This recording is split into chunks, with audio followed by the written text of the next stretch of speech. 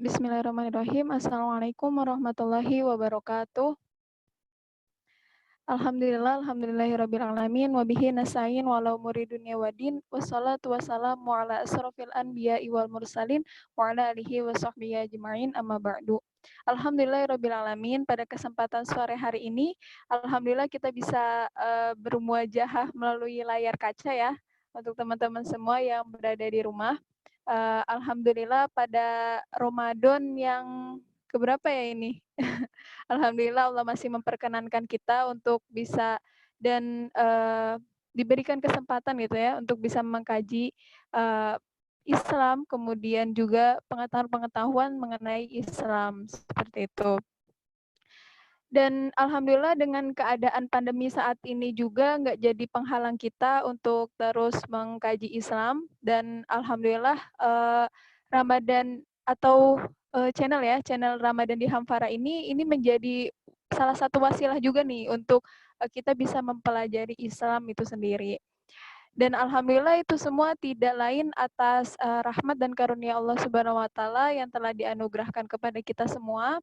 Dan sholawat serta salam semoga tercurah limpahkan selalu kepada baginda Rasulullah Muhammad SAW atas perjuangan beliau beserta para sahabat yang mengemban risalah Islam sehingga kita bisa merasakan indahnya, tenangnya gitu ya, Islam hingga saat ini.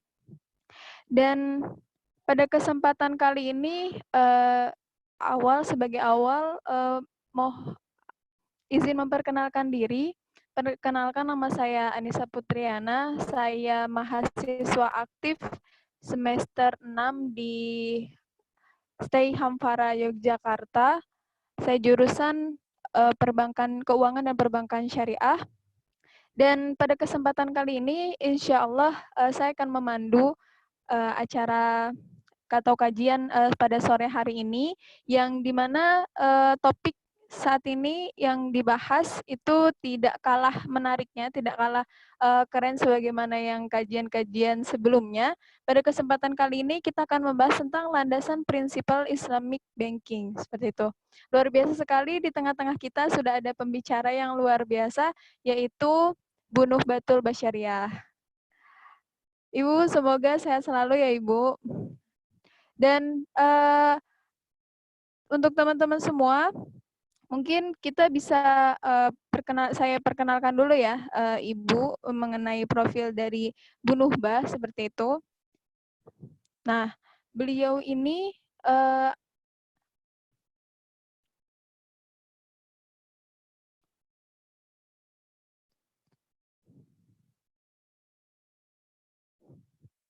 profil dari Bu Nuhbah, yaitu beliau lahir di Ngawi tanggal 24 Februari 1984. Beliau sebagai dosen di Stay Hamfara, dan riwayat pendidikan beliau bersekolah di MI Kedung Gandel Utara di Ngawi, kemudian MTS Darul Hikmah di Ngawi juga, dan Man Ngambre di Ngawi juga, dan beliau juga menempuh S1 di Stay Hamfara Yogyakarta, dan beliau menempuh S2 di FIB UGM DIY Jakarta. Dan saat ini beliau juga sedang menempuh S3 beliau di Winsuka, seperti itu. Dan mohon doanya untuk teman-teman semua. Beliau sedang menuntaskan tugas akhir beliau ya. Tugas akhir beliau, semoga beliau diberi kemudahan oleh Allah Subhanahu wa taala. Amin. Nah, itu ya mungkin perkenalan untuk Bu Nuhbah, dan insya Allah pada kesempatan kali ini kita akan membahas tema tentang landasan prinsipal Islamic Banking yang akan dikupas secara asik gitu ya oleh Bu Nuhbatul Basyariah. Nah, mungkin itu Bu, untuk menghemat waktu saya persilahkan.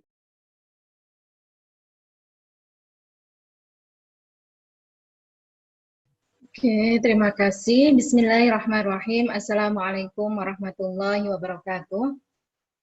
Waalaikumsalam warahmatullahi Alhamdulillahilladzi arsalahu rasul bil huda wa dinil haq liyudhhirahu ala kulli dinin wa kafa billahi syahida. Asyhadu an la ilaha illallah wa asyhadu anna Muhammadan abduhu wa rasuluhu la nabiyya wa la rasula ba'dah. Alhamdulillah sahabat RDH yang dirahmati oleh Allah, hari ini kita sudah masuk pada 10 kedua ya, 10 hari kedua dari bulan Ramadan ya, kemarin sudah melewati hari ke-10 yang pertama ya, insya Allah ini adalah waktu-waktu di mana Allah memberikan maghfirahnya kepada kita semuanya. Semoga kita bagian dari umat Muhammad Rasulullah SAW yang diberikan maghfirah atau ampunan atas dosa-dosa kita, amin ya rabbal alamin. Dan juga bulan Ramadan ini adalah bulan yang penuh berkah tentunya kepada kita semuanya untuk senantiasa beramal soleh, dan dengan amal soleh itu kita bisa menyelamatkan diri kita ya dari kesalahan-kesalahan kita dan juga dari azab di akhirat nanti, amin ya rabbal alamin. Pada kesempatan yang mulia ini, insya Allah kita akan mempelajari bagian dari Islam, yaitu tentang bagaimana pandangan prinsipil ya Islamic banking. Oke, sebelumnya saya share dulu materi kita.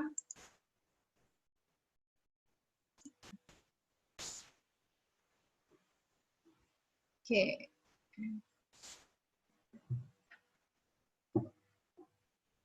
Kita besarkan. Oke, bismillah ya. Hari ini kita akan membahas tentang landasan prinsipil Islamic banking.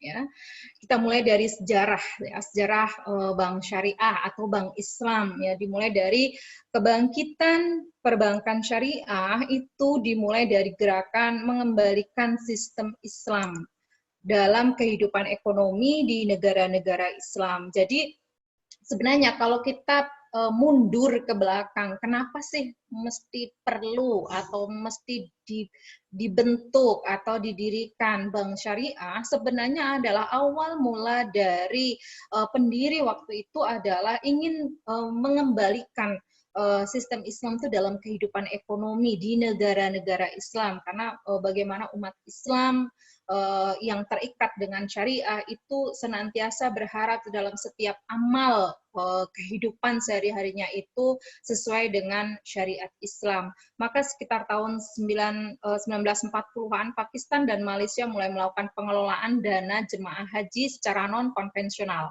Non-konvensional itu adalah bagaimana mereka mengelola keuangan publik itu dengan tanpa melibatkan bank umum. Jadi mendirikan lembaga baru untuk mengelola keuangan publik berdasarkan syariat Islam. Waktu itu masih sebatas dana jemaah haji. Pada tahun 1963 berdiri bank syariah pertama yang bernama Islamic Rural Bank di Desa Mitghamar di Kairo, Mesir. Ini banyak ahli yang menyatakan bagian dari benih ya, benih perbankan syariah. Waktu itu meskipun sebenarnya bukan langsung mengatasnamakan bank Islam atau bank syariah, tapi dengan menerapkan bagaimana tata prinsip-prinsip keuangan Islam dan muamalat Islam di masanya. Kemudian pada tahun 1982 telah di-launching Al Barokah International, merupakan bank Islam pertama di UK, United Kingdom ya, dan menjadi langkah awal bagi dunia internasional munculnya lembaga keuangan syariah.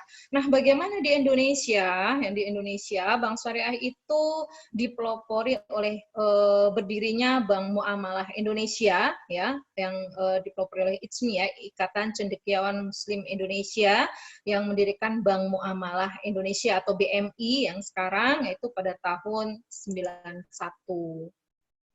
Apa sih motifnya sebenarnya perbankan syariah itu mesti ada? Ya, perbankan syariah adalah perbankan Islam, merupakan perbankan yang pelaksanaannya berdasarkan hukum Islam. Ya, kembali lagi kepada harapan, kekhawatiran akan perilaku-perilaku atau transaksi-transaksi yang melanggar syariah, ya, bagian dari bagaimana geliat dari kaum muslimin untuk beraktivitas dan bermuamalah sesuai dengan syariah, itu menjadi dasar awal pembentukan bank syariah ya, di mana Islam melarang meminjamkan atau mengambil pinjaman dengan mengenakan bunga pinjaman. Ya, kita tahu ya bagaimana ketika kita ke lembaga perbankan konven, di situ ada yang meminjam, ada yang memberi pinjaman. Nah, dan larangan melakukan investasi pada usaha-usaha yang diharamkan, ada tempat judi, yang memberikan permodalan di segala usaha bisnis, baik itu judi, maksiat, pabrik minuman keras segala macam, kemudian serta melarang ketidakjelasan akad atau koror, nggak jelas ini kerjasama bisnis atau utang piutang, kadang nggak jelas di situ, dan semua itu terjadi di bank konvensional. Jadi kalau kita kaji bagaimana sih akad-akad atau transaksi atau perjanjian-perjanjian atau kontrak-kontrak yang terjadi di perbankan konvensional, maka kita akan melihat atau kita akan mendapatkan bagaimana di perbankan konvensional itu menjalankan atau melayani, ya istilah melayani seluruh dari pengajuan-pengajuan atau permohonan-permohonan keuangan, ya baik dia dari sisi halal ataupun non halal. Nah ini kaum muslimin gelisah dengan transaksi-transaksi tersebut dan menjadi dasar pembentukan bank syariah. Nah, bagaimana kegiatan di bank syariah untuk bisa membedakan tadi dengan bank konvensional? Tentu di sini ada secara umum akan dilihat dari aktivitas bank syariah itu sendiri dibandingkan dengan bank konvensional. Sama ketika kita bicara bank, di situ ada funding, ada penghimpunan dana, dan ada financing atau penyaluran dana. Sebenarnya dari sisi itu iya, tapi nanti akan ada perbedaan-perbedaan terkait dengan akad-akad yang dijalankan ya di dalam perbankan itu sendiri. Nah, perbankan syariah dilihat dari sisi fundingnya atau dari sisi penghimpunan dananya, kita bisa belajar dari referensi-referensi yang ada, dan itu juga kita bisa buktikan di lapangan ya dengan mendatangi perbankan syariah. Di situ ada akad-akad yang diterapkan ya di dalam funding itu sendiri, yaitu ada dengan giro wadiah. Ini berdasarkan akad titip atau titipan uang, ada barang, ada surat berharga, ya ada deposito. Ini biasanya berdasarkan akad wadiah. Kemudian ada mudorobah, ini ada dasar kerjasama antara pemilik modal atau sahibul mal dengan mudorib. Kemudian ada tabungan wadiah yang tadi ya kembali kepada titipan tadi dan juga tabungan mudorobah. Ini dua akad ini ya dari sisi wadiah dan mudorobah ini kemudian inovasikan ya oleh teman-teman di lembaga keuangan untuk mencoba bagaimana sih agar aktivitas-aktivitas di lembaga keuangan itu senantiasa sesuai dengan bank syariah, sesuai dengan syariat Islam.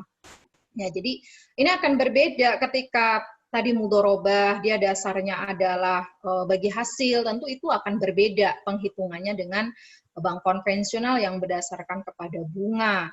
Ini yang harus memang berhati-hati ya teman-teman di perbankan syariah. Kemudian kegiatan bank syariah juga di situ ada financing atau penyaluran dana dengan akad-akad yang tentu di sini sudah banyak diadopsi oleh perbankan syariah dengan sistem bagi hasil, ada mudorobah, musyarakah, ini sistem kerjasama, kemudian jual beli, ada murabahah, salam, istisna, sewa, ada ijarah muntahiyah bitamlik, ada jasa, di situ ada wakalah, kafalah, hawalah, rohni court, ya banyak sekali dari akad-akad yang dijalankan oleh perbankan. Nah, bagaimana prinsip pengelolaan dananya ketika tadi aktivitas utama dari perbankan itu adalah funding dan financing di situ, maka prinsip pengelolaan dana di perbankan syariah itu adalah menganut sistem adil. Ya, bagaimana pemilik dana atau pemberi dana turut berbagi keuntungan dan kerugian sebagai akibat hasil usaha institusi atau individu yang meminjam dana. Jadi di sini harus adil. Kalau untung ya dibagi bersama sesuai kesepakatan, kalau rugi pun juga harus dibagi. Jadi profit and loss sharing juga harus diterapkan dalam transaksi ini atau kesepakatan ini. Poin tersebut menjadi pembeda antara bank syariah dengan riba di bank konvensional, karena kita tahu bunga di perbankan konvensional itu tidak melihat untung atau rugi, Jadi kesepakatan sudah ditentukan di awal, ya harus berapa uang yang harus dikembalikan sebagai kompensasi atas peminjaman dana. Nah, tidak melihat apakah dia untung ataupun rugi dari aktivitas bisnis yang mereka jalankan. Maka ini akan ada kezaliman di salah satu pihak jika terjadi kerugian ataupun bahkan keuntungan yang terjadi pada salah satu pihak lainnya. Nah, bank konvensional memberikan beban bunga kepada salah satu pihak tanpa mempertimbangkan hasil pengelolaan uang. Ya, tadi ya, apakah dia untung atau rugi. Dan ini berbeda dengan bank syariah. Tidak hanya keuntungan semata. Ini prinsip yang harus ditetapkan juga di dalam perbankan syariah. Bank syariah berorientasi tidak hanya pada keuntungan saja, tapi juga hubungan bank dengan nasabah. Ya, sebagai lembaga usaha bisnis tentu iya bank syariah akan mempertimbangkan profit, ya, keuntungan atau profitabilitas itu pasti sebagai lembaga usaha. Tapi sebagai perbankan syariah yang berdasar kepada prinsip syariah, dia harus menerapkan adil, dia juga harus memahami akad-akad yang dijalankan. Maka bagian dari yang harus dipahami adalah hubungan bank dengan nasabah. Ya, jadi kalau di dalam Islam ada akad, maka kita harus kenal siapa sih orang yang kita ajak berakad atau bertransaksi itu. Jadi hubungan ini sangat penting. Nah, setiap akad atau perjanjian selalu berbentuk kemitraan dan asas saling tolong-menolong. Ini sebenarnya yang harus selalu dipupuk, yang harus selalu dijaga dan harus selalu disampaikan kepada perbankan syariah atau lembaga keuangan syariah bahwasanya sebenarnya tidak hanya profitabilitas semata dan juga harus basis kemitraan ini terus dikembangkan dan dipertahankan. Kemudian penghimpunan dan penyaluran dananya pun selalu diawasi oleh DPS, ya, Dewan Pengawas Syariah, sebagai pengawasan pelaksanaan operasional bank yang di sini agar terjaga dari syariah compliance-nya. Nah, ini yang terus ya bagian dari bagaimana seruan kita, dakwah kita, ajakan kita kepada perbankan-perbankan syariah. Di sini keutamaan bank syariah. Di mana ya tadi? Perbedaan dari keutamaan itu akan menjadi praktek riba bagaimanapun mengandung dosa. Jadi kalau kesadaran dan pemahaman akan bahwasanya riba seperti apapun, entah tadi sedikit, banyak, atau sengaja, tidak sengaja, kadang orang bicara tentang apakah dia saling ridho atau tidak ridho, pembahasannya bukan di situ ya. Ketika kita bicara riba di sini bukan masalah ridho atau tidak ridho, ya apakah sedikit atau banyak, tapi riba bagaimanapun dia mengandung dosa. Nah, menabung di bank syariah selain menghindari riba atau beraktivitas atau bertransaksi, ya tidak hanya menabung ya, tentu tadi mungkin aktivitas-aktivitas dari sisi pembiayaan misalkan, yang selain menghindari riba juga menghindari uang yang ditabung dijadikan modal usaha yang diharamkan, apakah tadi perjudian atau untuk permodalan tempat-tempat maksiat misalnya. Kenapa? Karena lembaga keuangan syariah punya keterikatan atas dasar syariah komplain tadi harus disalurkan dalam usaha-usaha yang halal misalkan. Itu bagian dari hal yang tadi kita menjauhkan dari sedikit atau hal-hal yang bisa mengantarkan kepada dosa tadi. Ini bagian hal yang harus senantiasa dijaga. Kenapa? Karena sangat banyak sekali ya kalau kita bicara tentang dalil riba di sini, dan yang paling sering kita dengar di sini adalah dalil tentang Al-Baqarah 275 ini ya. A'udzu billahi minasyaitonir rajim. Bismillahirrahmanirrahim. Alladzina ya'kuluna riba la yaqumuna illa kama yaqumul ladzi yatakhabbathu asyaitanu minal mas. Dzalika bi annahum qalu innamal bai'u mithlur riba wa ahallallahu al-bai'a wa harrama riba. فَمَنْ جَاءَهُ مَوْعِظَةٌ مِّن رَّبِّهِ فَانتَهَىٰ فَلَهُ مَا سَلَفَ وَأَمْرُهُ إِلَى اللَّهِ وَمَنْ عَادَ فَأُولَٰئِكَ أَصْحَابُ النَّارِ هُمْ فِيهَا خَالِدُونَ.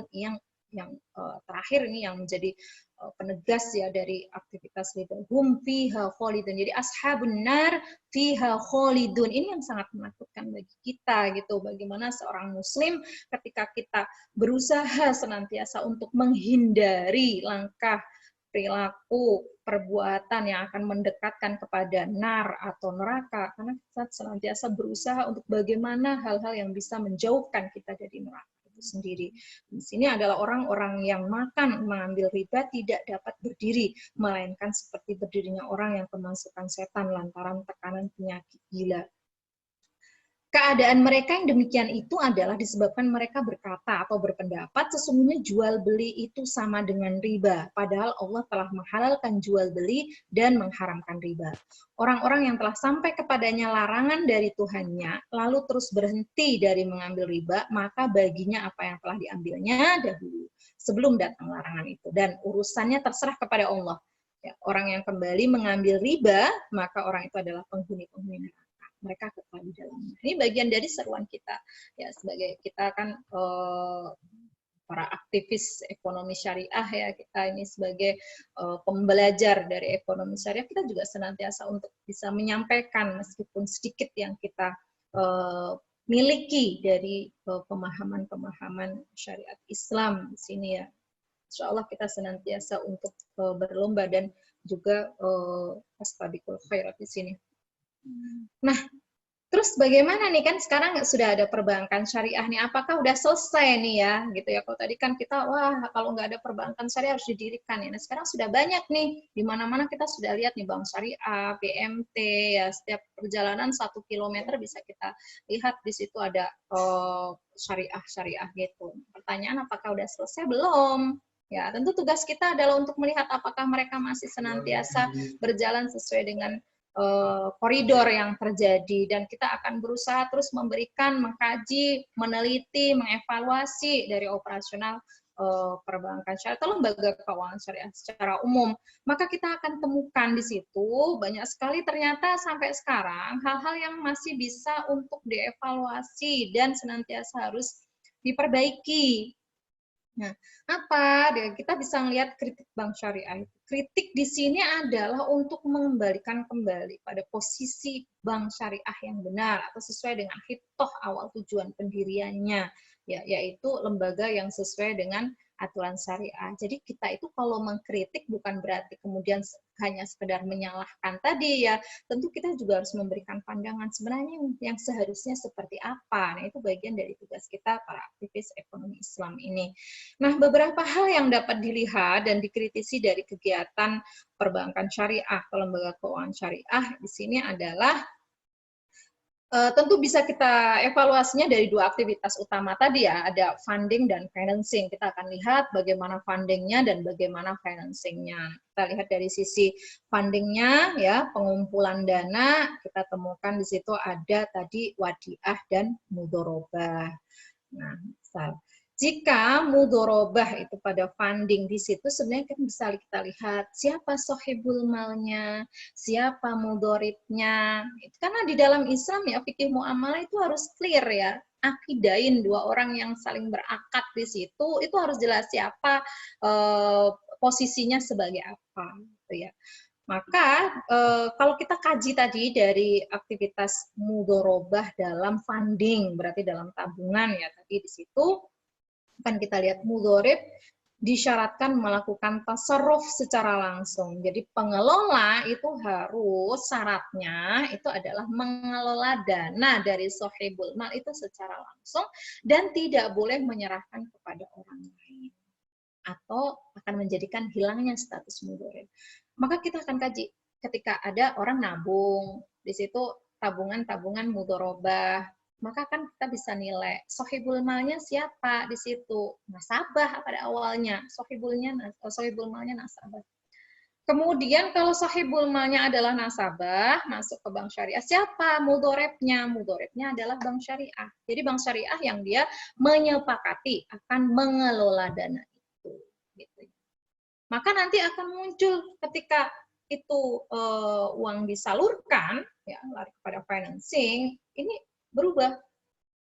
Yang tadinya bank syariah itu adalah sebagai mudorib, ketika dia salurkan berubah menjadi sohibul mal dan mudoribnya adalah nasabah pembiayaan. Pertanyaan, sebenarnya bank syariah ini posisinya sebagai apa? Itu yang harus dikelirkan dalam setiap akad tadi. uang itu uangnya siapa? Uangnya bank atau uangnya nasabah? Gitu. Ketika uangnya nasabah itu harus dikelola oleh bank. Ini syarat yang kedua. Ya. Di dalam mudharabah itu, ya, mudharib itu tidak boleh ya, memberikan dana itu kepada orang lain. Ya, jadi ya ketika dia menyepakati untuk dikelola sendiri, diputar, itu sebenarnya tidak boleh dalam syarat mudharabah. Itu diserahkan kepada orang lain, gitu. Karena nanti siapa yang akan bertanggung jawab dalam harta yang diserahkan kepada sahibul mal awal. Nah, ini yang memang harus hati-hati ya kalau kita pelajari dan kita kritisi di perbankan syariah. Mungkin ada yang sudah dia pisahkan tuh, ini dana bank, dia kemudian mudharabahkan, ini dana nasabah, ya kemudian tidak dimudharabahkan. Itu memang harus hati-hati di situ. Ada mungkin yang sudah sesuai syariah, tapi ada yang memang harus diperbaiki lagi di situ. Kemudian tadi dalam funding itu ada wadiah, ya wadiah atau titipan murni, Meskipun kalau dalam beberapa catatan itu ada wadiah yat domanah misalkan, ya, itu tetap harus dipelajari lagi ya dalam syariah compliance-nya seperti apa, sudah terpenuhi atau belum. Nah, banyak sekali referensi yang menjelaskan terkait dengan syarat-syarat penerapan dari wadiah itu sendiri, termasuk Antonio 2001 yang menjelaskan karakteristiknya. Barang titipan tidak boleh dimanfaatkan penerima titipan. Penerima titipan hanya menerima amanah untuk menjaga titipan. Penerima titipan tidak boleh membebankan biaya bagi yang menitipkan. Wadiah di perbankan berlaku wadiah yat domanah. Yang relevan itu ada sebenarnya baru safe box gitu ya, safe box kita nitip barang berupa surat berharga atau misalkan akta tanah apa gitu, ijazah mungkin gitu ya, titipkan untuk keamanannya masih bisa diterapkan di situ ya dalam safe box. Tapi pertanyaan ketika tabungan wadiah kemudian disalurkan ya, kemudian dioperasionalkan, itu bagaimana? Nah, itu yang banyak sekali pandangan fikih yang mengkaji itu dan mengkritisi tentang bagaimana penerapan wadiah dalam tabungan itu sendiri. Kemudian masih ada lagi dalam penyaluran dana ya. Tadi dalam hal tabungan, kemudian sekarang dalam hal penyaluran atau financing ya. Kita tahu tadi penyaluran dana itu menghindari bunga, karena bunga bagian dari riba. Maka akhirnya diganti dengan bagi hasil misalkan ya. Maka bagi hasil itu muncul dari akad kerjasama atau syirkah. Ya, kalau muncul dari akad kerjasama atau syirkah, di situ ada syirkah mudharabah dan ada syirkah musyarakah itu sendiri. Nah, bagaimana dengan murabah? Tadi kan masih ada tuh penyaluran, ada murabah, istisna ya, dalam komponen jual beli ya di situ. Maka itu sebenarnya akad pelengkap. Karena prinsip awal itu adalah syirkah atau kerjasama atau bagi hasil tadi hasilnya. Maka jika akadnya mudharabah, beberapa hal yang harus dikritisi adalah posisi bank harus jelas. Kapan jadi sahibul mal dan kapan jadi mudharib. Ini kembali kepada lanjutan funding tadi, sebenarnya juga akan berefek kepada financing ya sebenarnya. Di dalam praktek mudharabah itu sendiri banyak sekali yang harus diperjelas lagi dalam setiap akadnya. Ketika bank memiliki dana untuk disalurkan dalam mudharabah, berarti artinya dana sendiri sebenarnya masih bisa. Tapi ketika dana itu dana nasabah, nah, apa yang bisa dijalankan dari uang nasabah itu untuk bisa dioperasionalkan? Nah, itu harus dikaji lagi dari sisi apakah mudharabah ini tepat, gitu ya. Bagaimana praktek murabahah yang sesuai syariah? Nah, kita kan banyak sekali ya dari sisi prinsip akad di perbankan syariah itu kan harusnya musyarakah dan mudharabah. Tapi sekarang kalau kita lihat laporan keuangan perbankan syariah itu justru didominasi oleh murabahah. Padahal murabahah tadi kalau secara prinsip dia hanya akad pelengkap. Nah, is okay itu tidak perlu kita permasalahkan. Yang kita lihat adalah praktek murabahahnya sudah benar belum gitu. Kalau kita bicara murabahah itu jual beli. Jual beli. Kalau jual beli itu berarti ada penjual, ada pembeli. Nah, nanti akan masuk syarat penjual. Gitu ya. Maka di dalam jual beli itu barang yang dijual harus miliknya sendiri. Pertanyaan, bank syariah memiliki barang yang dia jual atau seperti apa? Ada yang kemudian di situ digabungkan akad wakalah misalkan ya. Jadi bank menjual barang tapi mewakilkan kepada nasabahnya untuk membeli. Bagaimana pelaksanaan akad wakalah itu? Kapan? Nah, bersamaan, sebelum atau sesudah murabahah, nah itu harus dikaji lagi. Pasti di situ akan muncul permasalahan-permasalahan dalam praktek dari murabahah perbankan syariah. Kemudian juga masih pada ijaroh. Ijaroh itu sewa menyewa. Punya siapa yang dia sewakan, misalkan. Ini nanti kasuistik ya, kita nggak bisa langsung samakan semua perbankan gitu, tentu nggak bisa. Kita harus buka satu-satu ya, kita datangin bank satu bagaimana operasional mereka gitu.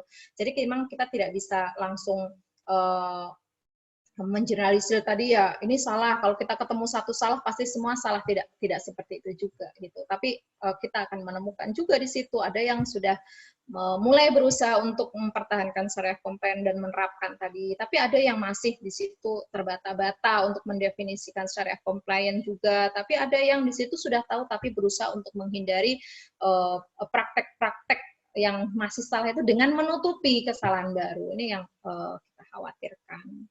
Kemudian akad-akad jasa. Bagaimana ketika akad jasa atau tabaru di situ? Boleh nggak jasa atau tabaru itu membebankan administrasi? Seperti apa kebolehannya? Ini masih banyak kita temukan. Mungkin nanti banyak teman-teman yang punya kasus itu bisa kupas satu-satu. Nah, semangat Al-Quran wujudkan kebangkitan hakiki ya. Kalau kita bicara tadi ya perbankan prinsipnya seperti apa, kemudian apa tujuan dari pembentukannya seperti apa, aktivitasnya seperti apa, kita masih temukan di lapangan kondisinya seperti apa, maka kita bisa katakan memang Bank Syariah tidak akan mampu menyelesaikan masalah ekonomi, ya, karena dia bagian kecil dari ekonomi syariah. Jadi perbankan syariah ini hanya bagian kecil dari permasalahan ekonomi, ya, ekonomi syariah itu sendiri, ya. Jadi dia bukan satu komponen besar yang menguasai atau yang memenuhi aspek-aspek ekonomi. Dia hanya bagian kecil dari ekonomi syariah. Memang bank syariah tidak akan bisa tumbuh dan berkembang dengan maksimal jika ia tidak dinaungi oleh sistem pelaksana syariah dalam ekonomi. Kenapa? Karena bank syariah di situ dinaungi oleh sistem yang lebih besar lagi. Kalau kita tahu sekarang ini ada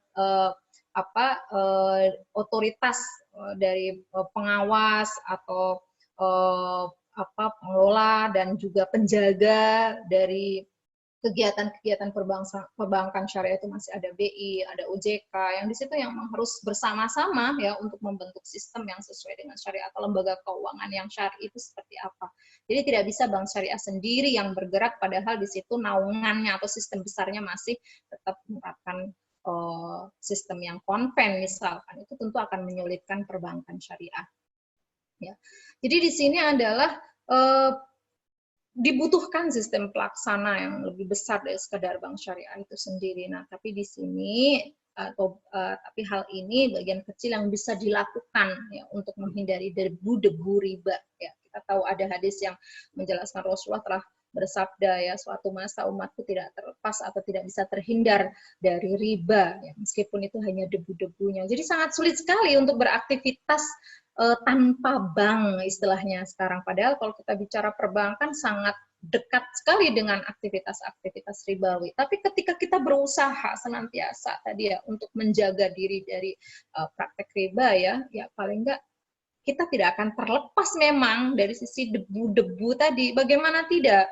Kita harus beraktivitas tetap akan berhubungan dengan perbankan ya, transfer misalkan meskipun sekedar misalkan gaji atau pembayaran keuangan anak misalkan, atau teman-teman juga harus melakukan transaksi-transaksi keuangan misalkan, itu bagian hal-hal yang tidak bisa dihindari. Itu bagian dari hal-hal yang harus kita upayakan bagaimana meminimalisir dari aktivitas-aktivitas yang mendekatkan kepada riba itu sendiri. Ya. Memang tatanan ekonomi tidak akan berubah dari bank syariah. Ya, ini tadi kan kita bagian hal kecil ini ya, jadi nggak akan mungkin lah kita mengubah bank syariah kemudian berubah dunia, ya nggak juga gitu. Tapi beralih dari bank konvensional menjadi bagian dari menjaga semangat Al-Quran. Jadi kita hanya menjaga semangat tadi, ada lembaga yang berusaha untuk mengoperasional, menerapkan prinsip-prinsip syariah. Ya kita harus dukung lah itu. kita harus dukung, kita harus mensupport, kita juga harus kaji. Tapi bukan berarti kalau nanti ada ketemu hal-hal yang harus dievaluasi itu kemudian kita diam. Ya. Mengingatkan, mengkritik itu bagian dari dukungan kita kepada mereka dan bagian dari usaha kita untuk bagaimana mengembalikan prinsip-prinsip muamalah di dalam Islam sesuai dengan syariah di situ. Yang penerapannya tentu menjadi harapan umat. Nah, ini yang menjadi penutup bagi saya ya di bulan Ramadan yang penuh rahmat, penuh maghfirah, penuh keberkahan ini ya mari senantiasa beramal dengan semangat Quran ya, keterikatan dalam seluruh amal dengan Al-Qur'an sedikit demi sedikit akan mendekatkan kita pada terwujudnya kebangkitan hak umat Islam ya. Dari hal yang bisa kita lakukan, dari hal yang kecil yang bisa kita lakukan dalam kehidupan sehari-hari kita ya, termasuk dalam aktivitas keuangan kita ya, dalam setiap amal yang kita jalankan di situ ya senantiasa untuk taat kepada syariah ya dengan membawa aturan Allah Subhanahu wa taala. Alam ya, semoga kita terhindar dari aktivitas-aktivitas yang mendekatkan atau yang menjerumuskan kita kepada kemaksiatan kepada Allah Subhanahu wa taala. Saya kira begitu sahabat-sahabat RDH, mungkin nanti kita bisa lanjutkan dengan diskusi ya. Jadi agar nanti bisa tereksplor lebih dalam lagi terkait dengan landasan prinsip Islamic banking ini. Silahkan Nisa. Ya. Ya baik Bu, terima kasih atas pemaparannya Bu. Ternyata dari sini bisa membuka wawasan kita bagaimana ternyata adanya bank syariah itu dia hadir dari geliat semangat masyarakat untuk kembali kepada syariah ya Bu ya. Iya. Insya Allah. Ini Bu ada beberapa pertanyaan yang sudah masuk. Gitu. Tapi pertanyaan ini bersangkutan dengan moneter Bu. Oke, boleh. Moneter, ya. Nah, pertanyaannya, nanti kalau pakai emas, ini tentang moneter yang di mana Islam itu kan memang menggunakan mata uang emas ya, Bu. Yeah. Nah, terus dia bertanya, nanti kalau pakai emas malah semua negara malah berusaha ambil paling banyak emas di daerahnya dong. Kemudian bagaimana kalau negaranya kecil seperti Singapura? Apa cukup daerah itu tempat buat menggali emas? Nanti pada marah-marah dong, contoh di Papua, itu tempat galinya mengalir sampai jauh. Bukankah emas makin lama juga makin naik harganya? Berarti dari sini emas tidak stabil harganya. Nah, bagaimana pendapat Ibu tentang ini? Oke, langsung dijawab atau ada nunggu pertanyaan dulu nih? Ya mungkin bisa dijawab dulu, Bu. Oke, saya jawab ya. Nggak nyambung ya sebenarnya ya kalau kita hubungkan nanti ya. Tapi oke lah, karena tadi bank syariah atau lembaga keuangan syariah bagian kecil dari ekonomi Islam ya. Di bagian hal yang bisa kita lakukan yang terkecil dari bagaimana menjaga aktivitas-aktivitas perbankan atau lembaga keuangan senantiasa terhindar dari riba. Nah, pertanyaan ini tentang masalah keuangan makro ya, berarti ya makroekonomi dalam Islam ya. Makroekonomi di dalam Islam itu adalah pengelolaan keuangan atau moneter di dalam Islam. Ya, jadi di dalam makro itu ada keuangan. Nah, memang di dalam Islam itu nanti penerapan atau uang yang dipakai hendaklah uang yang punya standar tetap atau standarnya stabil. Nah, uang yang dia memiliki standar yang tetap, dia memiliki nilai yang bersifat tetap, kondisi apapun, seperti apapun, itu memang adalah bentuknya adalah barang, komoditas, atau dia adalah secara prinsip dia barang mulia, ya secara prinsipnya, secara mendasar gitu ya. Nah, secara mendasar barang dikatakan mulia, dikatakan berharga itu apa ya? Sebenarnya sudah dari zaman dahulu kala sudah kita bisa menilai ya, manusia manapun bisa menilai barang yang mulia dalam kondisi apapun itu adalah emas dan perak. Emas dan perak itu mau dibuang di tempat apapun, sekotor-kotornya apapun, dia tetap mulia dan tetap berharga gitu ya. Berbeda ketika uang kertas dia masuk ke lumpur 1 bulan mungkin hancur gitu ya, atau mungkin masuk ke kotoran dia akan kotor. Tapi emasmu seperti apapun bahkan dibakar itu menandakan dia memiliki nilai yang secara prinsipil tetap dan juga dia secara prinsipil dia memiliki nilai dalam kondisi apapun. Nah, tadi pertanyaannya adalah ketika kalau pakai emas, wah nanti negara kecil bagaimana dong? Mereka kalau kayak Singapura, anggap aja ada emas satu lubang itu digali sampai roboh semua bangunan yang ada di dalamnya, misalkan seperti. Atau mereka akan keluar mencari emas di sekitaran negara mereka yang akhirnya melakukan penjajahan segala macam. Ya, tentu tidak seperti itu juga ya bayangan kita secara sederhana akan berpikir gitu, orang akan menggali emas ya kemudian mencari sebanyak-banyaknya misalkan. Tidak harus nanti ya, tidak harus ketika diterapkan emas. Sekarang pun sebenarnya ya uangnya nggak pakai emas dan perak ya orang akan tahu, jika tahu di situ tambang emas pasti akan digali gitu.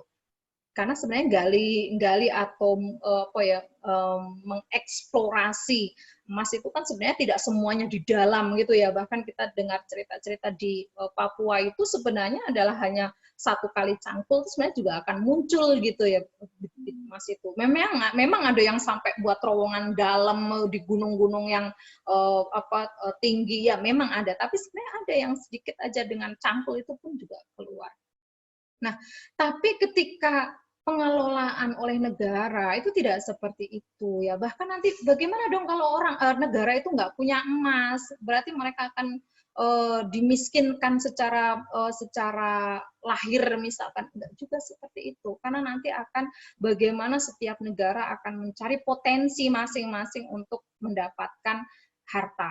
Jadi kalau kita bicara emas perak itu sebenarnya harta gitu ya. Sebenarnya kita tidak harus kok bertransaksi dengan uang. Kalau kita punya harta yang lain gitu, kita bisa bertransaksi dengan harta kita. Tapi emas dan perak itu bagian dari harta yang secara natural, secara alamiah dia memiliki nilai yang bisa ditukarkan gitu ya. Maka ketika negara itu tidak ada tambang emas misalkan gitu ya, maka dia akan mencari potensi negara tersebut untuk bisa ditukarkan dengan emas. Bisa ditukarkan dengan perak ya. Ya, entah potensinya apa lah. Kalau kayak Singapura nggak punya potensi, Bu, nggak punya tambang, tanahnya kecil.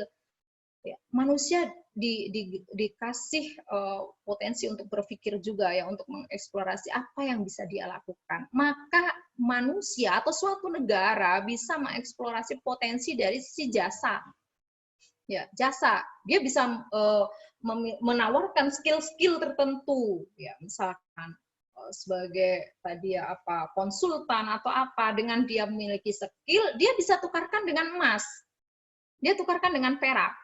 Maka negara-negara pun juga akan mengeksplorasi tadi ya bentuk kerjasama antara negara. Singapura kerjasama dengan negara lain yang dia memiliki emas, dia tawarkan konsultasi-konsultasi tertentu agar dia bisa mendapatkan emas. Itu bagian kecil dari bagaimana sih negara yang dia tidak punya tambang dia juga masih bisa berjalan kehidupannya. Jadi tidak semudah tadi ya harus mencari semuanya kemudian mencangkul ya, tidak seperti itu pula gitu ya. Nah, meskipun di situ ada emas gitu, ada juga yang nggak mau mencangkul, mending dia bekerja dengan otaknya atau dengan pemikirannya, dia digaji atau dia mendapatkan emas dari orang yang mencangkul emas secara langsung, sama aja sebenarnya. Itu bagian dari mengeksplorasi potensi tadi. Oke. Oh, ya, Bu. Ada lagi ya nggak yang belum terjawab? Kemudian ini Bu yang tadi kalau misal itu kan sikap dari untuk baik negara yang kecil ya Bu ya, atau dia yang sumber dayanya itu mungkin bisa dikatakan sedikit emasnya atau bahkan tidak ada gitu. Nah kalau misalkan lihat kondisi saat ini yang dimana emas itu bahkan melonjak naik ya Bu. Nah itu bagaimana kalau misalkan ada ya sekelompok orang yang dia mengusulkan tentang sistem moneter berlandaskan emas dan juga perak, tapi ternyata di sini bisa dilihat emas dan perak itu ternyata dia semakin tinggi gitu harganya. Nah, bagaimana pendapat Ibu? Kenapa bisa terjadi demikian? Iya, ya harga berubah-ubah atau naik turun ini menjadi emas dan perak ikut fluktuatif kan ini ya. Kondisi sekarang itu di saat COVID itu emas ikut fluktuatif, tinggi tiba-tiba, ada turun dikit, tinggi lagi. Jadi ikut berjalan lah intinya ya, mengikuti rate-rate yang ada atau rating yang ada. Ini kenapa terjadi? Ya karena emas dan perak bukan mata uang. Karena emas dan perak saat ini adalah hanya sebagai memiliki sifat sebagai barang mulia tadi, tapi bukan sebagai uang atau alat tukar. Itu akan berbeda. Secara prinsip ketika emas dan perak dijadikan alat tukar, kalau alat tukar itu kan nanti ada regulasinya gitu ya, ada aturan-aturan, ada pengawasnya gitu ya. Jadi itu akan berbeda ketika emas dan perak ini sekedar barang mulia yang diperdagangkan di pasar. Dan permasalahan yang terjadi saat ini, fluktuasi yang terjadi itu bukan karena sekedar transaksi emas dan perak secara langsung di toko emas. Kita tahu sekarang itu banyak sekali bermunculan surat berharga, surat berharga berbasis emas perak. Ini yang menjadi masalah. Ya, yang menjadikan harga emas fluktuatif itu sebenarnya lebih kepada surat berharga berbasisnya emas dan perak, bukan emas dan perak secara langsung. Gitu. Karena ketika surat berharga yang berbasis emas, dia listing ke pasar modal. Gitu. Ketika dia listing di pasar modal, di situ akan mengikuti kondisi pasar. Kondisi pasar panas, inflasi, ya dia akan ikut panas pula, gitu. Terbawa dengan faktor-faktor pasar, ini masalah. Dan di dalam Islam itu tidak akan terjadi, atau di dalam aturan-aturan ekonomi Islam itu tidak boleh terjadi.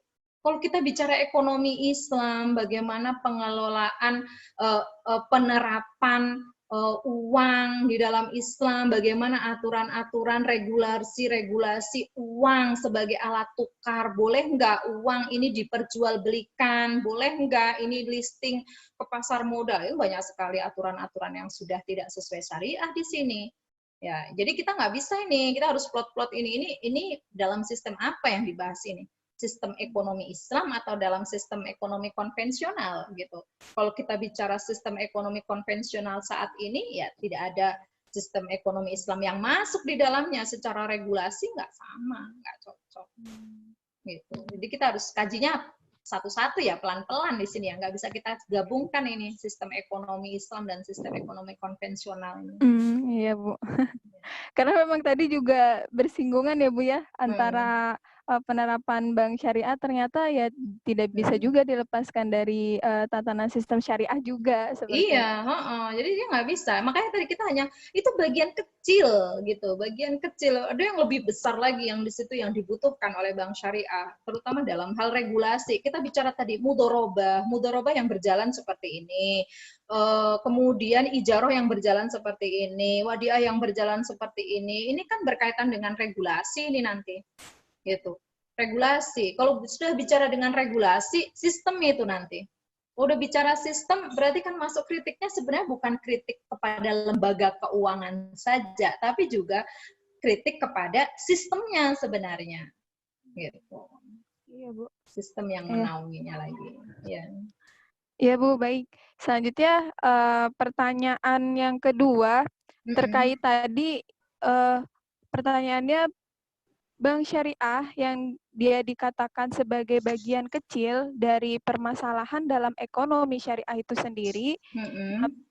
Bagaimana pandangan ekonomi syariah terkait faktor utama yang menjadi faktor majunya suatu negara? Nah, bagaimana pandangan Ibu terkait hal ini? Gimana nih? Diulang pertanyaannya. Ya Bu, jadi kalau saya tangkap ya Bu ya, di sini dikatakan bahwa bank syariah itu kan dia sebagai permasalahan kecil dalam ekonomi syariah ya Bu ya. Nah, kemudian kalau dalam pandangan ekonomi syariah itu sendiri, faktor utama apa yang itu menjadi masalah atau kendala yang paling besar untuk menopang kemajuan atau pertumbuhan suatu negara? Oke. Ya, Bu. Menopang kemajuan atau pertumbuhan ya. Ya. Oke.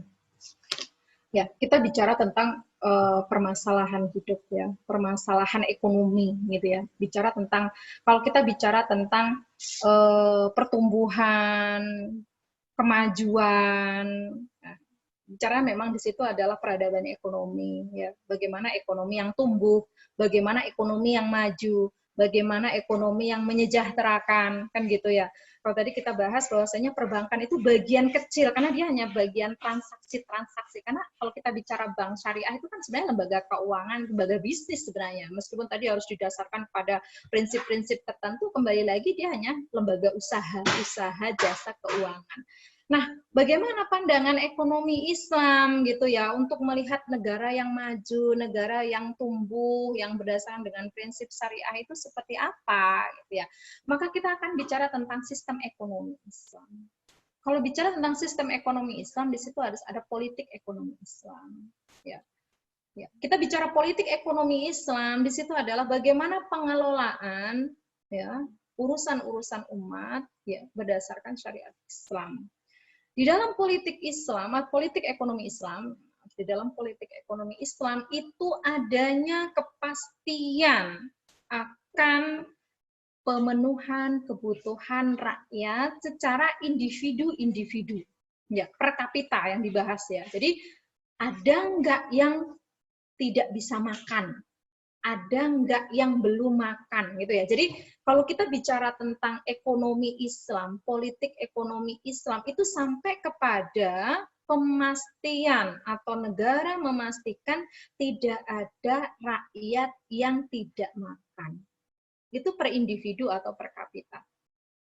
Maka kalau negara, andaikan negara itu semuanya terbebas dari tadi ya masalah makan tadi, dalam arti berarti semua tercukupi kebutuhan pokoknya makan tadi, maka di situ akan muncul negara kesejahteraan, negara yang sejahtera.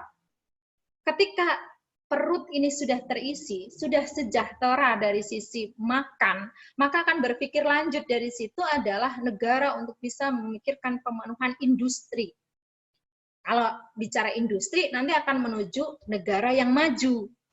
Ya, kalau udah maju, ini tumbuh nanti, ya maju dan tumbuh di sini.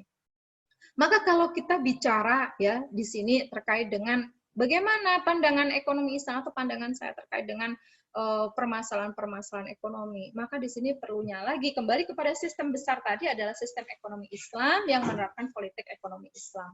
Bagaimana negara harus memastikan kebutuhan mendasar kepada rakyatnya terpenuhi, baru bicara di situ bagaimana industri. Ya, industri di dalam Islam, industri dalam politik ekonomi Islam. Karena kalau bicara industri nanti bagaimana pertanian, bagaimana industri manufaktur itu semua akan terkait di dalamnya ya. Karena kita bicara tadi ketahanan pangan, ketahanan ekonomi, semua akan bicara di situ. Jadi kalau ini kebutuhan pokok terpenuhi, kemudian meningkat kepada memajukan industri, nah, ini akan menuju negara yang tumbuh, negara yang di sini yang senantiasa maju gitu ya. Nah sekarang itu salah ya saya kira ya dari sisi bagaimana kita bisa menilai ya negara-negara yang seperti sekarang, kita bicara sekarang aja lah ya, kita bicara COVID sekarang ya, adanya wabah COVID ini, masih aja negara yang memperhatikan tentang tingkat pertumbuhan negara. Yang selalu dipermasalahkan tingkat pertumbuhan kita turun, tingkat pertumbuhan kita itu masih stagnan. Kita akan meningkatkan pertumbuhan negara, pertumbuhan ekonomi. Pertanyaannya, rakyatnya sudah semua makan atau belum? Gitu. Jadi nggak usah bicara pertumbuhan ekonomi kalau rakyatnya masih banyak yang belum makan. Kembali kita lihat wabah di sini ya, kita wabah ini, dampak dari wabah ini sangat luar biasa ya. Banyak sekali yang kehilangan pekerjaan, kehilangan pendapatan, banyak yang akhirnya tidak bisa memenuhi kebutuhan pokok. Ini akhirnya tanggung jawab siapa? Tanggung jawab negara. Ya memang kalau anak dia tanggung jawab bapaknya, ya memang kalau seorang bapak punya saudara dia tanggung jawab saudaranya, ya memang ketika tinggal di suatu wilayah tanggung jawab tetangganya, tanggung jawab sekitarnya, tapi bicara nanti naiknya akan menjadi tanggung jawab suatu negara gitu.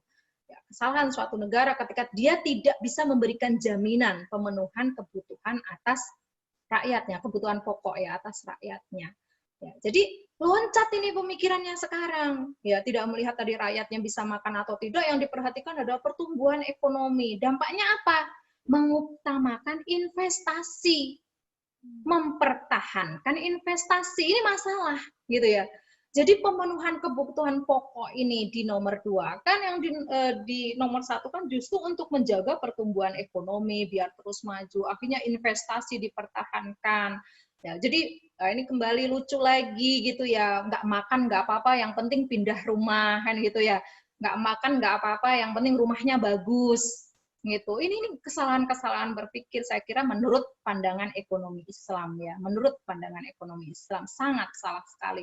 Jadi memang harus kebutuhan pokok itu harus diutamakan, tanggung jawab negara terhadap kebutuhan rakyat itu harus diutamakan. Baru berpikir tadi sejahtera, ya baru nanti maju, tumbuh.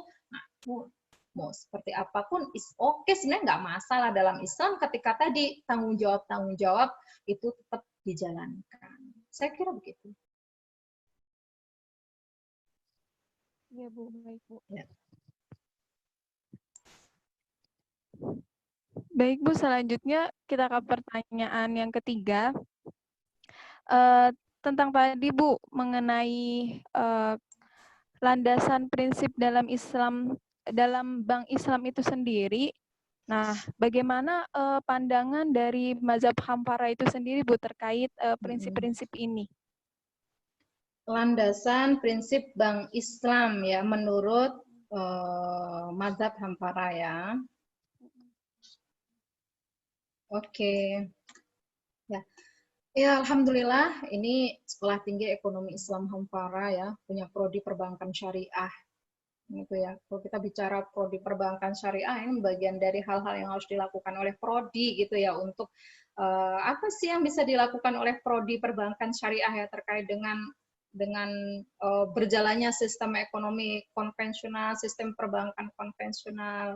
Ya, bagian yang harus dilakukan adalah terutama ini aktivis-aktivis ekonomi Islam ya, dan khususnya perbankan syariah adalah untuk mengevaluasi dan memperbaiki. Itu tentu ya, mengevaluasi, nggak bisa memperbaiki tanpa mengevaluasi. Ada mengevaluasi, mengkaji, dan memperbaiki atau memberikan masukan-masukan atas perbaikan-perbaikan yang bisa dilakukan. Nah, tadi kita bisa lihat gitu ya, perbankan syariah dengan prinsip, kemudian tujuan, ya, kemudian aktivitas-aktivitas dan kritik yang bisa yang terjadi, kemudian apa yang harus dilakukan. Nah, bagaimana pandangan mazhab Hampara terkait perbankan syariah yang ada? Dikembalikan kepada hukum umum ya, dikembalikan kepada hukum asal. Apa sih bank syariah itu? Bank syariah itu adalah lembaga keuangan ya, yang dia menjalankan operasional keperbankanan atau jasa keuangan ya berdasarkan prinsip syariah. Kalau secara definisi berdasarkan prinsip syariah, selama dia memang dalam rangka untuk menjalankan syariah atau fikih-fikih muamalah dalam keuangan, itu sangat bagus, kita dukung gitu ya. Bahkan pandangan mazhab Hampara sekalipun nggak masalah gitu ya, nggak masalah kalau memang dia adalah lembaga keuangan yang didirikan untuk menerapkan aturan-aturan syariah dalam transaksi keuangan. Ya. Yang menjadi masalah itu adalah ketika kita ketemu dengan lembaga yang di situ mengatasnamakan syariah dan memiliki visi prinsip-prinsip keuangan syariah tapi tidak menerapkan atau lalai atau sudah diingatkan tidak kembali lagi misalkan kepada koridor yang seharusnya. Jadi mazhab Hampara mengambil pandangan terkait dengan kebolehan bank syariah dari sisi operasional selama dia senantiasa ingin menjaga atau akan beroperasi ya berdasarkan prinsip-prinsip syariat atau fikih muamalah. Tentu ini sangat berat memang ya, karena ketika mendeklarasikan sebagai lembaga keuangan yang berdasarkan prinsip syariah ini harus hati-hati betul. Harus hati-hati gitu, karena kanan kiri kita ini kan sudah debu-debu riba yang berterbangan ini ya, sedikit aja nempel ke pundak kita kena, itu harus segera dibersihkan dan itu dibersihkan kembali, apalagi bukan sekedar debu ya, bongkahan-bongkahan batu misalkan, itu yang menjadi penghalang-penghalang, itu bagian yang harus dilakukan.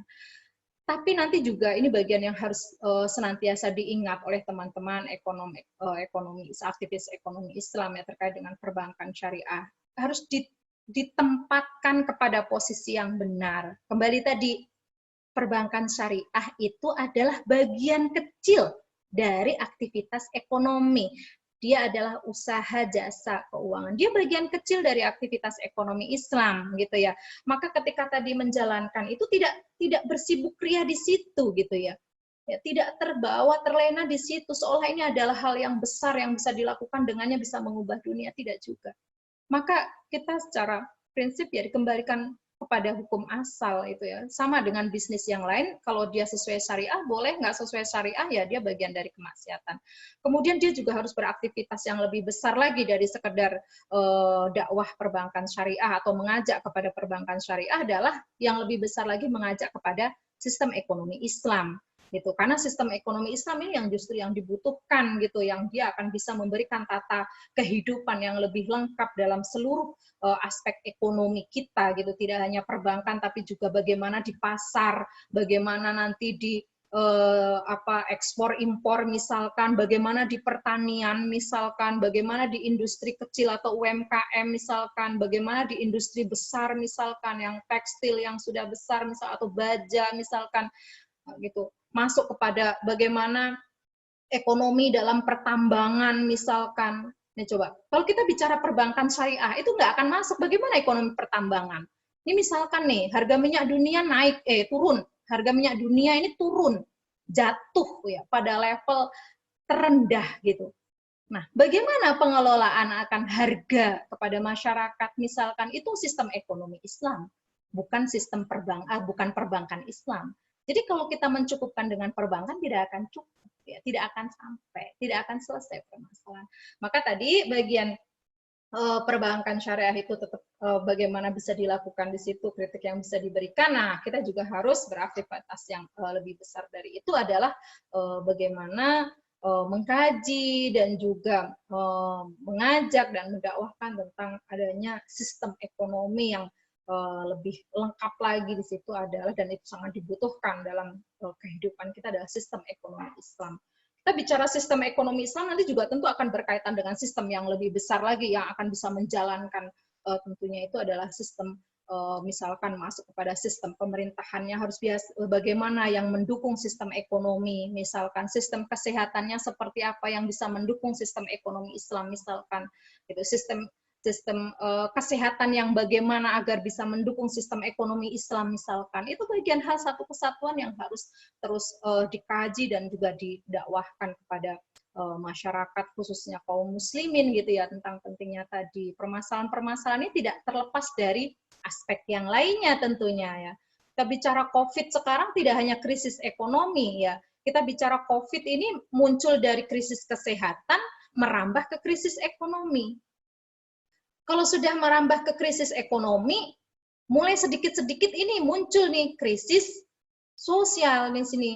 Nanti pasti ini kalau nggak hati-hati, ini kalau pemerintah nggak senantiasa mengantisipasi akan sampai kepada krisis multidimensi gitu. Sudah mulai ini banyak ini begal-begal yang sudah kelaparan segala macam. Ini sangat mengerikan. Ini bagaimana posisi penegak hukum yang harus mengantisipasi semuanya. Saya kira begitu, Miss. Ya, Bu. Wah, luas sekali ya, Bu, pembahasan tentang ekonomi ini. Karena memang ekonomi ini sangat dekat sekali dengan kehidupan kita ya, Bu. Iya. Bahkan urusan tadi yang Ibu sampaikan makan tidak makannya hari ini itu juga menyangkut tentang ekonomi seperti itu. Jadi apalagi di tengah kondisi saat ini yang sedang terjadi pandemi, ya, kalau ini Bu, dari Ibu sendiri pendapat tentang kabar mengenai bank yang akan mencetak uang itu Bu, sebanyak berapa ya? Kalau di kabarnya itu sampai 600 triliun kalau tidak salah itu ya. Nah, itu bagaimana pendapat Ibu? Iya. Ya, ini bagian hal yang tentu kita sebagai masyarakat nggak bisa berbuat apa-apa ya. Bagian ini kan sudah kehidupan makro nih. Kalau sudah tata aturan atau regulasi makro, rakyat mah hanya tinggal ngikut, mau gimana lagi, nggak bisa berbuat apa-apa, intinya seperti itu ya. Tapi kita mengevaluasi, kita bisa apa ya istilahnya melihat dan menganalisis mungkin seperti itu ya, apa sih sebenarnya yang terjadi atau apa sih yang akan terjadi gitu ya jika hal-hal seperti itu terjadi. ketika tadi kita kondisinya sekarang ini ya terjadi wabah, krisis kesehatan, masuk kepada krisis ekonomi atau berpengaruh terhadap krisis ekonomi, dan permasalahan yang dihadapi pemerintah sekarang adalah defisit anggaran. Defisit anggaran. Ya karena tidak ada COVID ini, nggak ada wabah ini, pemerintah kita ini sebenarnya kan sudah defisit ya sebenarnya, anggarannya udah defisit anggaran. Nah ini bertambah lagi ada wabah, banyak anggaran yang dirubah-rubah menyesuaikan kondisi, dan ternyata tetap belum sesuai dengan kebutuhan yang ada. Jadi kebutuhan keuangan negara itu membengkak gitu ya. Bahkan ketika bicara hutang kita juga sudah sangat besar sekali. Ketika itu ditambah, itu juga akan mendatangkan masalah baru.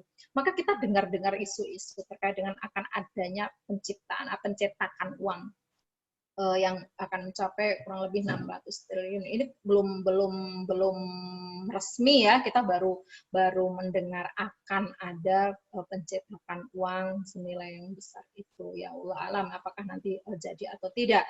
Tapi kalau kita bicara tadi apakah negara akan membuat keputusan mencetak uang atau tidak, itu tentu semua akan berpengaruh terhadap ekonomi kita. Kenapa? Karena tadi kembali lagi Indonesia atau negara kita ya, atau negara secara umum saat ini, negara konvensional itu mengutamakan tentang stabilitas negara dari sisi ekonomi, stabilitas ekonomi negara, kemudian senantiasa mengutamakan pertumbuhan ekonomi, mempertahankanlah paling enggak kalau bukan tumbuh tapi mempertahankan pertumbuhan ekonomi yang ada saat ini. Misalkan kalau sebelumnya kita tahu Indonesia ini 5%, sekarang turun sampai 2%, bahkan ada negara-negara yang sudah minus ya, pertumbuhannya minus ya. Nah, ini sebenarnya negara mengupayakan pendanaan yang bisa dilakukan ya, diantaranya adalah mencetak uang. Nah, apakah itu bisa jadi solusi atas defisit anggaran negara kita gitu ya? Tentu tidak serta-merta seperti itu. Akan ada dampak besar yang muncul dari pencetakan uang ya pada kondisi seperti ini ya. Kita tahu produktivitas kita menurun ya. Banyak pabrik yang berhenti ya, dirumahkan gitu ya, banyak yang di PHK, banyak yang dirumahkan sementara ya karena physical distancing di sini ya, untuk bisa menghindari kontak manusia yang berkumpul banyak orang segala macam, itu berdampak kepada produktivitas ya. Jadi pabrik-pabrik otomatis diukur dari sisi produktivitasnya sangat turun, jatuh sangat turun dan sangat minimalis. Bahkan ada yang sampai nol, berhenti total gitu ya. Maka ketika secara produktivitas ini minus gitu ya, atau nol, minimal nol tadi, atau sangat berkurang itu ya, kemudian di sini ditambahin dengan pencetakan uang, ini menjadi nggak match. Ya, karena pencetakan uang itu juga harus diseimbangkan dengan barang dan jasa yang ada di suatu negara. Ya, berapa barang atau produktivitas barang yang ada di negara itu, kemudian jumlah penduduknya berapa, peredaran atau perputarannya seperti apa, itu juga harus diukur. Jadi tidak serta-merta semua solusi atas defisit anggaran itu dengan pencetakan. Karena kalau ini dilakukan, sekarang ini udah inflasi, itu akan justru menjadikan inflasi lebih tinggi lagi gitu ya. Uang kita yang sekarang ini kan secara kurs sudah jatuh nih ya, jadi dolar ini tinggi sekali gitu. Jadi kalau nanti ditambah lagi dengan jumlah uang yang beredar tidak diimbangi dengan produktivitas barang dan jasa yang lainnya, menjadikan mata uang semakin tidak berharga. Yang ini sangat mengerikan nanti.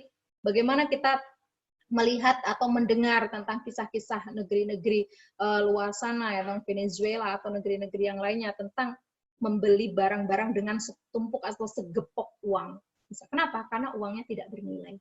Ini yang sangat mengkhawatirkan. Kalau ini bisa terjadi, kalau ini sampai terjadi di Indonesia karena adanya pencetakan uang, itu akan membahayakan kita sendiri. Mungkin seperti itu. Ya baik Bu, mungkin pada pertemuan sore kali ini saya cukupkan dulu untuk pertanyaan-pertanyaan yang masuk, dan mungkin Ibu bisa menyampaikan closing statement pada kajian kita sore hari ini.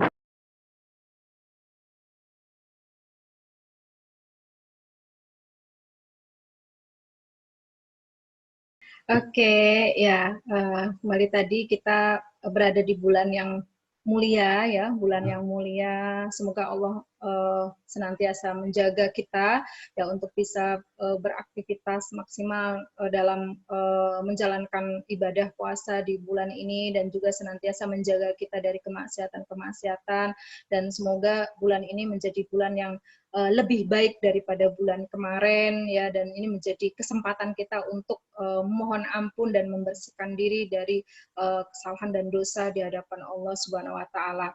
Dan di bulan yang mulia ini tentu menjadi hal yang sangat kita nantikan bagaimana setiap aktivitas kita menjadi amal ibadah ya.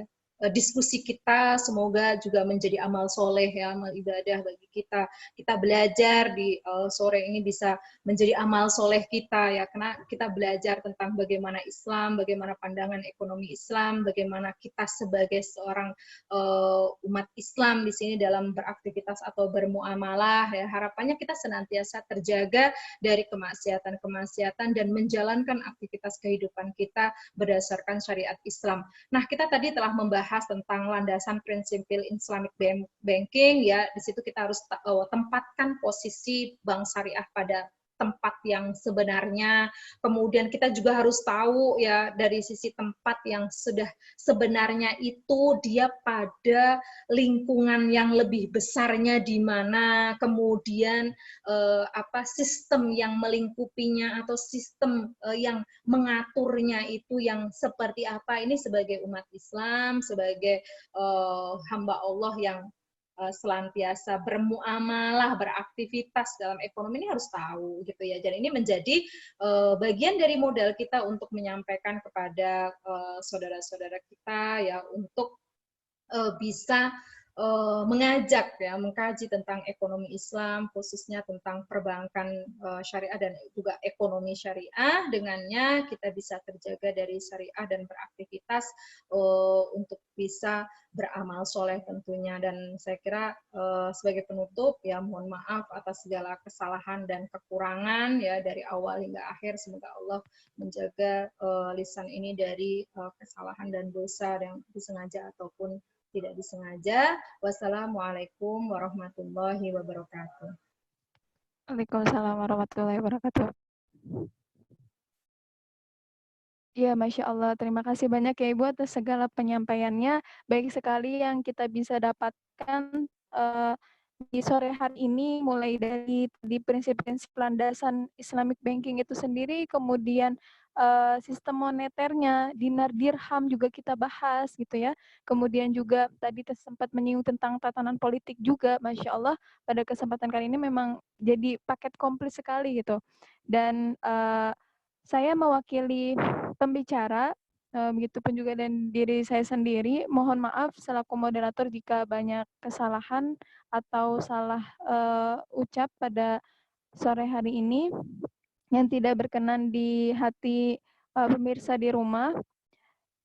Mari kita tutup kajian sore kali ini dengan hamdalah, alhamdulillahirrabbilalamin, dan doa kafaratul majelis. Subhanakallah.